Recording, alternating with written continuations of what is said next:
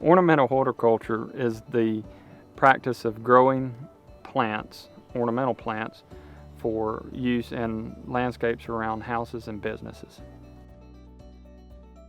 Ornamental plants actually include a wide variety of material, anything from woody plants that can be planted outside to interior plants that can be put inside a business. The decision on what to grow really relies on consumers for the most part. When you're talking ornamentals, it is heavily consumer driven, because even if you think that it's pretty, if you can't find a market for it to sell it, then it doesn't make any sense to grow it. What I mean by consumer driven is just like house designs change through the years, so does the taste of how people want a landscape. So architects change those designs over time. But other aspects, such as the floral industry, not many people buy poinsettias in July.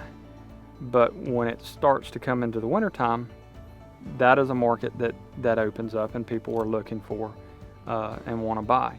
Around Easter, people look for Easter lilies and that type of stuff. So as markets come about because of seasons, the consumers drive that market to those avenues. Most people see ornamental plants as the obvious, the aesthetics that they provide when you landscape an area, but all the other benefits is the experience that you have when you're landscaping, and how it makes you feel good to see a project from start to finish.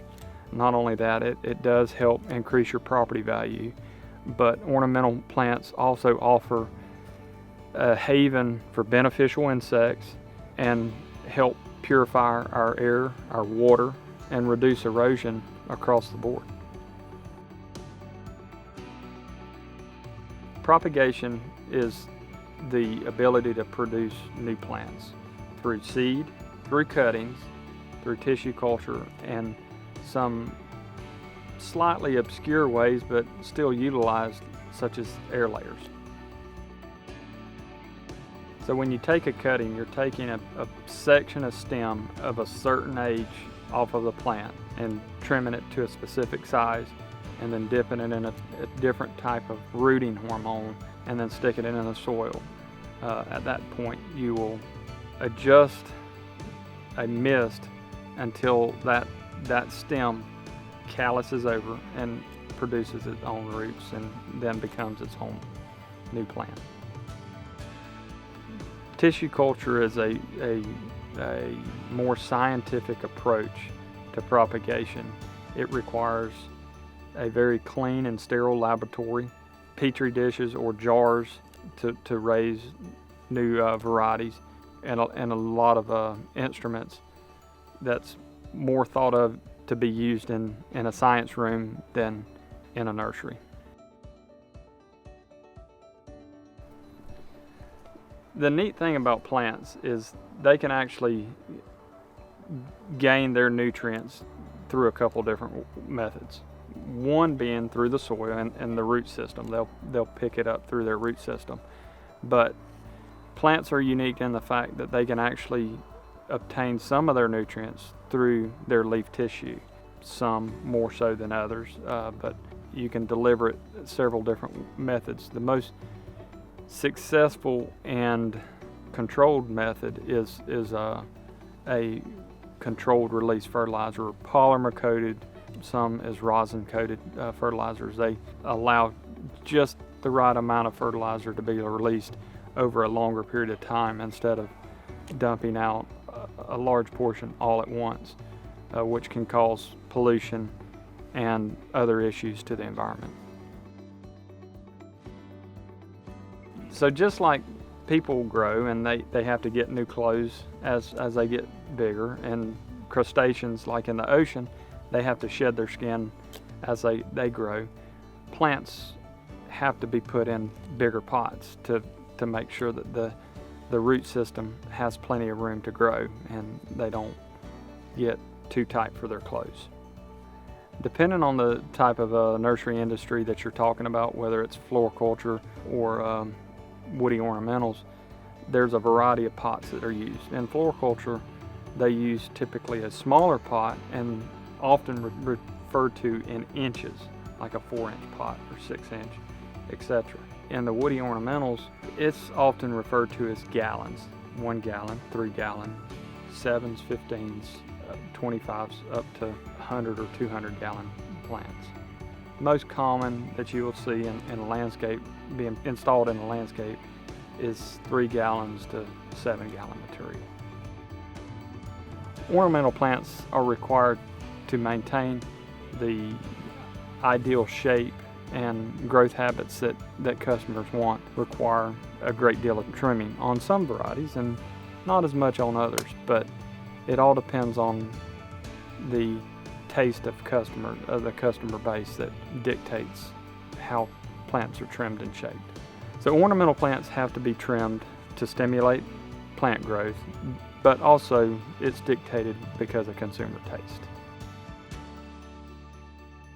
The funny thing about plant care is, think about a kid. Periodically through the school year, you have lice checks. The most embarrassing thing a nurseryman can have is his plants sent back because they're not to the quality that the customer wants. And plants, just like people, get pests on them. So sometimes we have to spray them to control those pests and the diseases that can inhibit them from being the quality that customers want. So we do that in a variety of methods, some being conventional sprays that we'll spray over with a liquid solution. Others is a more organic method that you can use, like soaps and oils that will suffocate insects. There's even biological controls where there's predatory mites and wasps that'll take care of insects. So when you're raising thousands and thousands of ornamental plants, you can just only imagine the amount of water that is required to grow those plants. And it's not necessarily wasting water when you say, hey, I need to conserve water, because when you waste water, you're not growing a plant efficiently, so you're not making as much money. So conservation is not only important to be able to pass on an operation to the next generation, but conservation also helps on the economic side by growing a plant more efficiently. There's a bunch of different methods of conserving water. One method is right at the beginning. If you're able to deliver that straight to the soil using either a dripper or a moisture mat, that can reduce the amount of water required to grow that given plant. Other methods require you to catch the water, the runoff, downstream and hold it until a period that you need to rewater. To conserve water, we use a variety of different things such as pipes, ditching, and the natural topography to bring water to holding areas such as ponds.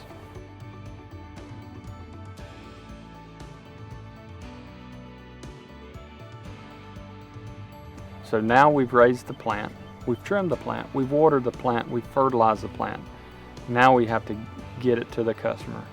So crews go out to harvest plants. They're going to pick out the very best plant for each and every customer. Once it's brought back to a holding area or a loading area, those plants are cleaned, watered or trimmed depending on the requirements of those varieties, and then loaded onto trucks, ready to be sent to customers.